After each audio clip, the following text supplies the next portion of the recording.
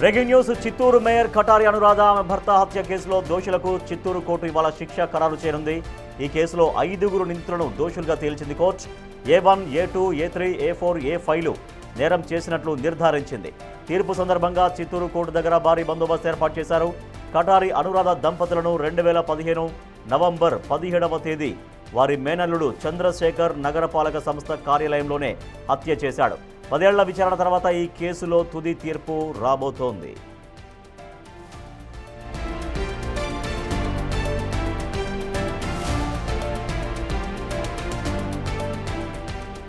Chittoor mayor Katari Anuradha ఆమె భర్త హత్య కేసులో దోషులకు చిత్తూరు కోర్టు ఇవాళ శిక్ష ఖరారు చేయనుంది. మరింత సమాచారాన్ని మా ప్రతినిధి దామోదర్ సార్. దామోదర్, తీర్పు ఎప్పుడు రాబోతోంది? రాజేష్, మరి కొంతసేపట్లో నిందితులను కోర్టుకు తీసుకొని రాబోతున్నారు.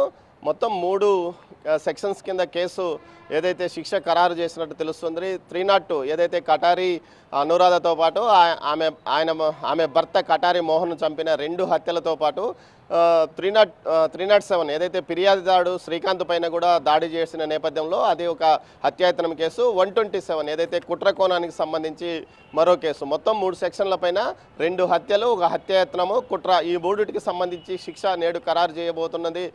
3 రోజుల పాటు ఏదైతే 24వ తేదీన నేరస్తులుగా కోర్టు 5గురిని, మొత్తం 23 మందిలో 5గురిని నిర్ధారించింది. ఇందులో ఒకరు ముందుగానే మరణించారు, మరొకరిని ముందుగానే కేసు నుంచి తప్పించారు. ఈ మిగతా 16 మందిని ఈ కేసుతో సంబంధం లేదని వారిని వదిలివేసిన పరిస్థితి.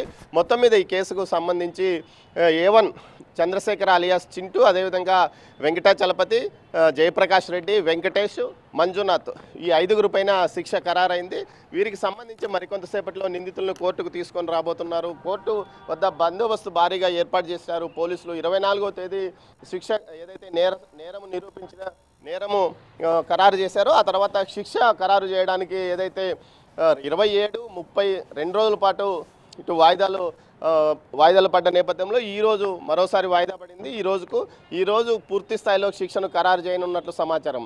ఇంతకు మునుపు జడ్జి ఏదైతే నిందితులతో వ్యక్తిగతంగా మాట్లాడాడో ఆ తర్వాత వారి యొక్క కుటుంబ విషయాలు, వారి ఆర్థిక విషయాలతో పాటు వారి మానసిక పరిస్థితి, జైల్లో వారు వ్యవహరించిన తీరుపైన ఒక సీల్డ్ కవర్ నివేదికను నిన్న తీసుకున్నాడు. దాన్ని పూర్తి స్థాయిలో పరిశీలించిన తర్వాత కొంతసేపు ఏదైతే నిందితుల తరఫు న్యాయవాది వాదించాడు.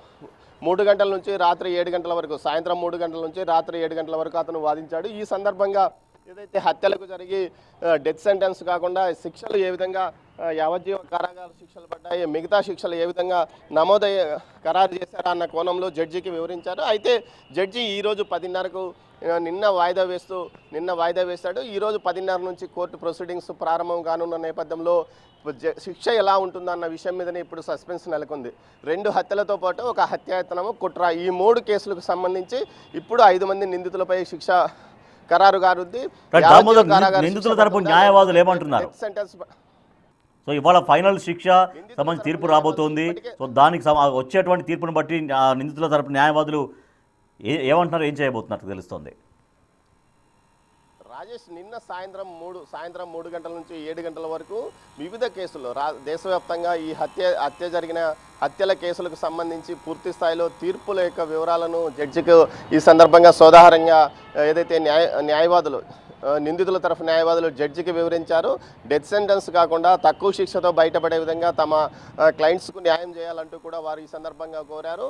కేవలం కుట్ర కోణం లేదు, కేవలం ఆవేశంతో చేశారా లేదా అన్న విషయాలను కూడా పరిగణలోకి తీసుకోవాలన్న, అంతేకాకుండా జైల్లో ఉన్నప్పుడు సత్ప్రవర్తనతో 9 సంవత్సరాల పాటు రిమాండ్లో ఉన్న పరిస్థితుల్లో సత్ప్రవర్తనతో ఉన్నారు. అదేవిధంగా బయటికి వచ్చి సంవత్సరం అయింది, ఇప్పుడు బెయిల్ మీద వచ్చి సంవత్సరం అయింది, ఎక్కడా ఎలాంటి గొడవలు లేకుండా ఉన్నారు. దీంతోపాటు ఉన్నత విద్యావంతుడు ఏదైతే చింటూ మెరైన్ ఇంజనీర్గా పనిచేసిన వ్యక్తి ఈ విధంగా చేశాడంటే దీనికి సంబంధించి ఖచ్చితంగా కొంత సడలింపు ఇవ్వాలంటూ కూడా ఈ సందర్భంగా వారు న్యాయమూర్తిని కోరిన పరిస్థితి. మొత్తం మీద ఈ కేసుకు సంబంధించి ఏదైతే కటారి అనురాధ కుటుంబం, ఆ కటారి అనురాధకు సంబంధించి ఆమె భర్త అదే రోజు మరణించారు.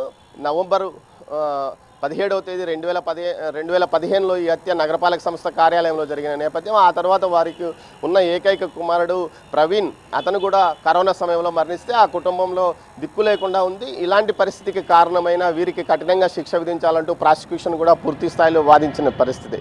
మొత్తం మీద దీనికి సంబంధించి జడ్జి ఎలాంటి తీర్పు ఇవ్వనున్నాడన్నది ఇప్పుడు ప్రస్తుతం సస్పెన్స్గా ఉంది. మొత్తం 122 మంది సాక్షులను విచారించారు. దీంతో పాటు ఏదైతే ఫిర్యాదుదారుడు శ్రీకాంత్ పైన కూడా దాడి చేయడము, దాని మీద కూడా మరో సెక్షన్ నమోదు కావడంతో మొత్తం 3 సెక్షన్ల మీద వీరి మీద కేసు పూర్తిగా నేర నిరూపితమైన నేపథ్యంలో వీరికి కఠిన శిక్ష పడే అవకాశం ఉందని కూడా తెలుస్తోంది. Rajesh. Right, thank you Damodar. 2015 November 17న హత్యకు గురయ్యారు చిత్తూరు మేయర్ కటారి అనురాధ, ఆమె భర్త.